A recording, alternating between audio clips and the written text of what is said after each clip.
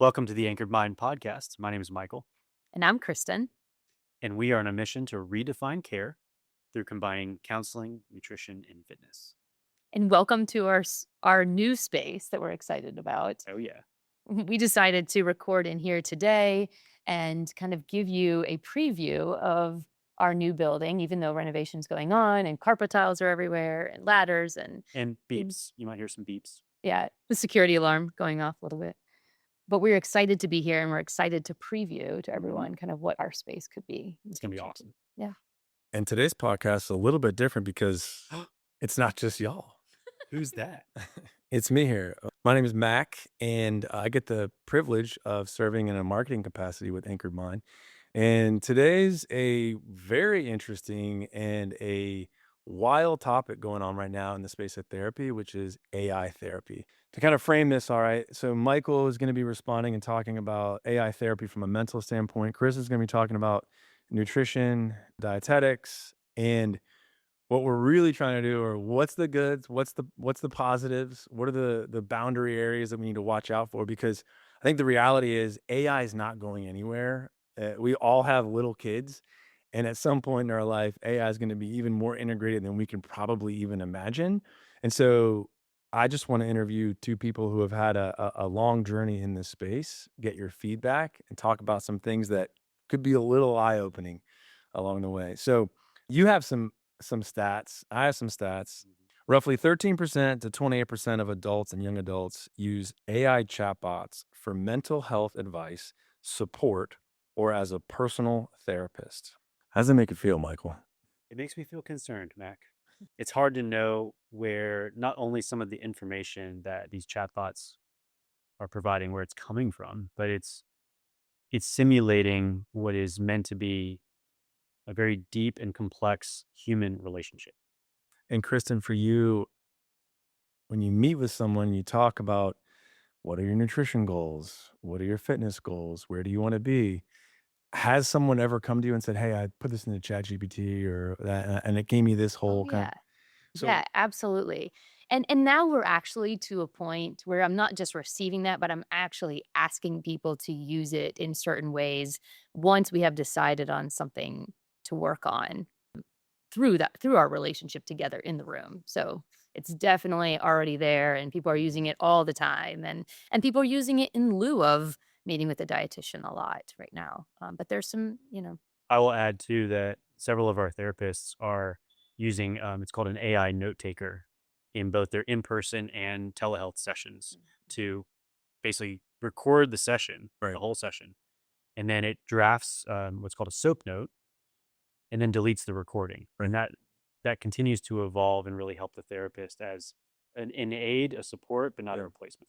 Yeah, and I think that those kinds of things, there's a lot of those note takers out there. Those are helpful to reduce time, to make, someone's job more efficient. But I'm curious, the art of giving care, right? You have a degree, you have someone that monitors you, you have to abide by HIPAA. The counselors and the therapists that you have, like, you meet with them weekly, biweekly, monthly, weekly. You're talking about care, you're talking about their mental health, you're talking about the care they're giving, A lot of layers. that kind of stuff. And so let's start to peel back the layers of AI therapy that's giving care to a human, but not as a human. What are those conversations like in your, weekly meetings with your therapist? What are the conversations like with people you see in your Mhm. office that are having conversations with whatever the app is? Yeah. Well, it's interesting. There's a lot of insight that I think can come from the mental health concept of even just adaptability. We're in a continuously evolving world, same as people's lives, and time only moves forward. So, in our practice, for example, if I'm meeting with one of our clinicians who is overseeing several of their clients, in a way, overseeing their clients too. So, there's a lot of ethical layers that we have to consider. And really, it's, I think, just a process of curiosity and learning. People are going to go to it and use it anyway. Our clinicians, even, are using it. And I think our responsibility both legally and ethically, is to make sure it's being used for the benefit of the client and that any information that's coming from these sources are spot checked, double, Mm. triple checked Yeah. for accuracy. That's a really good point when you talk about the relationship because I'm not a therapist, so I'm not going to speak for you, but I would assume I've been in therapy, but I would assume that when people come in, they're not looking for an immediate answer. Like, here's the Mm. solution, just go get it and get it done. Are they looking for that Yeah, all the most time? yeah, most Fix me, Michael, right now. basically, Yeah. most of the time, most clients are looking for, let's say, what they think would be the ideal solution, and they need us to help them get there. Got it. I also will add that most of those clients, sure, that may be one of the issues that we're going to be focusing on.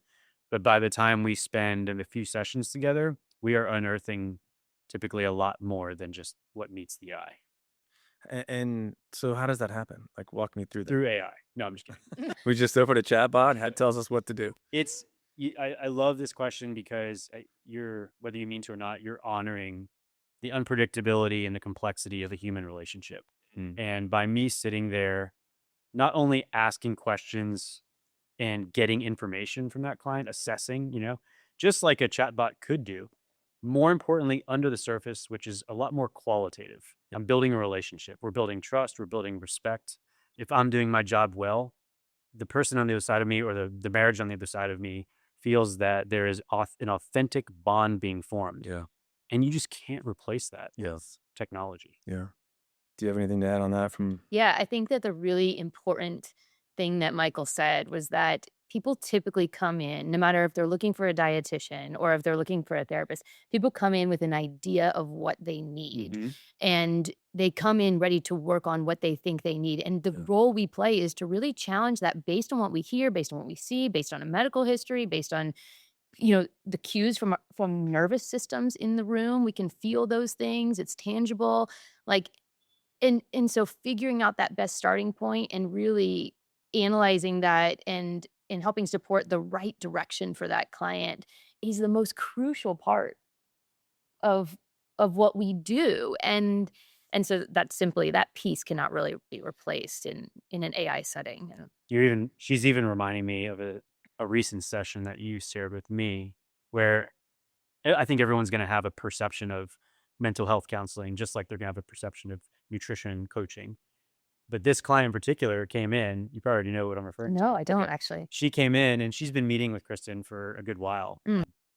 And you would not be able to differentiate if this session was a nutrition coaching session or a Mm. mental health counseling session. Yeah. There were tears, there was a deep connection, there Mm. was an assumed care, but there's also a depth of knowing the person Yeah. on both sides. Yeah, and the support that comes from it Yeah. based on someone may come in with an agenda and really what's under that agenda or the things that we can unearth are the things that we really need to care for that person to support them in the best way possible. And they just don't always know that until they come in and we dig into those items. But if they're presenting AI with an agenda, AI is going to follow the agenda, Right. you know. Mhm. A friend of mine the other day said something that I hadn't really thought about, and after he said it, I started thinking about when because I use ChatGPT fairly often, right? And he said it will give you what you are wanting and looking for. The prompt that you give it, it's going to understand what you're looking for, and it's going to give you that. Which, And a good therapist won't. Right. well, that was my question. It's like, I mean, I think no one's going to deny the fact that AI is extremely smart, right? And it can do a lot of incredible things. I think right? we're So actually redefining what smart is now. unpack that. Okay. I think traditional definition of the word smart is how quickly can someone retain a new piece of knowledge and then apply it, teach it, replicate it somehow. Whereas now the word smart is getting completely redefined because we can pull up a chatbot and I can get any piece of knowledge that I need, Yeah. arguably. And I don't necessarily need to worry about retention anymore. Yeah. The recall almost doesn't matter. Right. So, in my opinion, just from a therapist's perspective, I think smart is actually becoming a lot more complicated. And it's not just including knowledge and how you apply it. I think it's including your level of emotional intelligence Yeah. and how you interact with other human beings and manage your relationships. You sound like a therapist. Sorry. That's great. Living up to that. All right, I want to read something else, and I want to get your get your feedback on it. So, common issues. One of the common issues. It is frequently used for anxiety, 79.8%, depression, 72.4%, stress, 70%, and relationship issues, notes this survey. This is in America. This is in America. Yeah. So common. So tell me when people are going to AI looking for help on anxiety, depression, stress, and relationship issues, as a therapist, like, give me your thought. Is Are those things easily solved by an answer? Because you said most people come in, they're looking for an answer relatively quickly, Yeah. but the relationship and understanding who a person is, their whole body, right, who they are, Yeah. it's a very complex thing. So I actually really like, and I should include this too, just to make sure we're clear. I don't think this is a black and white issue. I think it's very Yeah. gray. AI is not bad. I don't think, just like we would say emotions, food, there's Yeah. no like It's a good or great bad. It's tool. yeah, it's a tool, Mhm. exactly. And we actually have had several clients recently find us through ChatGPT. I even had a guy reach out who found us on Claude. I had not even heard of Claude. So there's a bunch of different AI agents there's tons of them. that are helping people get connected to us. So that's one of the good sides. But the other one that I've noticed is when someone plugs in their symptoms. Here's what I'm experiencing, here's what I'm feeling. And then let's say through prompts, ChatGPT, Claude, whatever, they're helping this person, oh, what you're describing is depression. And ideally, that agent, that chatbot is helping this person recognize, I think I have an issue. Our hope, of course, is that now that I recognize I have an issue, maybe I'll ask some more questions and get some more information. But I think I need the support of another human being Yeah. in this. Mhm. So that begs the question, in what scenario would you recommend, or I guess I should say, in what scenarios, how would you recommend someone using Yeah. it? Because they're most likely going to use it anyway in some capacity. So, Yes. what scenario would you recommend using it? There, let me share one real quick. 'Cause it's Okay. on top of mind, and then I'd love to hear your perspective. There's a gentleman that I've been seeing for a long time. He's very, on the cutting edge of technology. He's always drives the latest self-driving vehicle. He's, always up to date. You're And talking about yourself? besides, because You are Mr. he's Technology. So, he's a level up for sure. sure. But it's been really interesting because he was the first client to say, "Hey, are you cool if I use your notes? Can you send me your notes? And I'm going to plug it into my AI chatbot because I want this bot to start learning from our sessions." Mm, And initially, I'm like, I don't know if I feel comfortable with that. Mhm. It's almost violating. But then I thought about it, and he shared some of the, how do I say, like the recaps that AI produced of our sessions, and it was fascinating, and it was a really good support. So now we have developed a dual side of this. So I've been using our AI note taker to record our sessions, produce a note. I'll send him the note. He'll put it into his chatbot. Then he will send me what his chatbot produces, and mm, I will then update mine mm. with what his chatbot. And it's actually helped us be even more efficient Yeah. in our process. It's really cool. Yeah.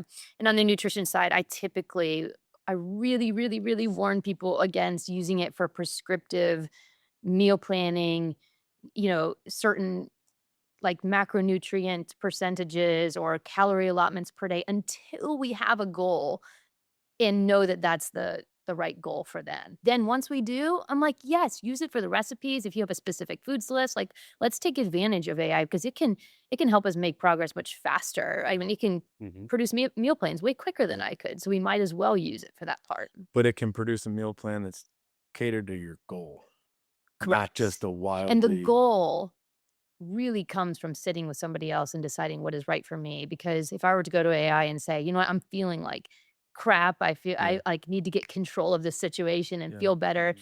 and I were to go with maybe the knowledge that I had in the back of my head or an idea of what someone else did that worked for them, Yeah. and I were to go down that path, that could be really triggering, or it could produce a lot of anxiety, or it could backfire and lead to disordered eating patterns. It can really just not be the right starting place for that person. So we typically like to spend time there and then use it once we're on the right path. Yeah. I think even in my research of just looking through and preparing for this episode, what I thought was kind of ironic was that even the AIs that I was using in the search articles that I was reading, at the very end, the conclusion would say, "It is meant to be a tool to help prepare you. It does not replace human connection."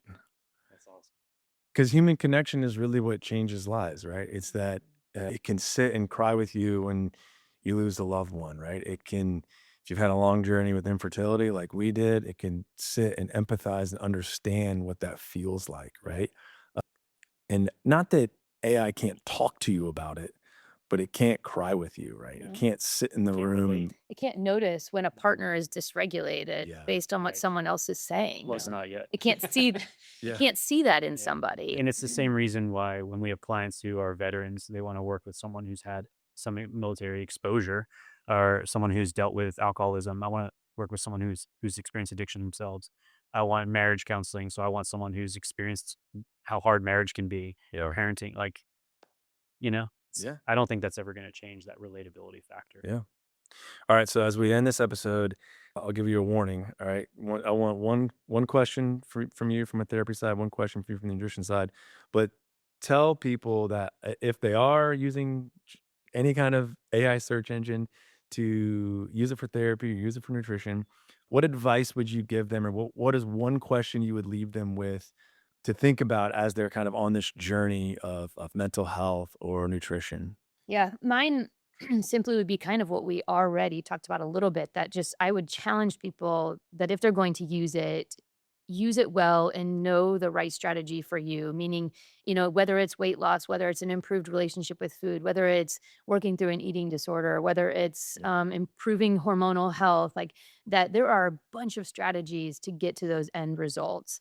And AI can be part of that strategy, but we really need to know the right personalized strategy for them. And they simply can't, AI can't detect biology. It doesn't know your medical history. It can't identify some of that stuff. And so we need to get them on the right path first, and then we use the tool. Yeah.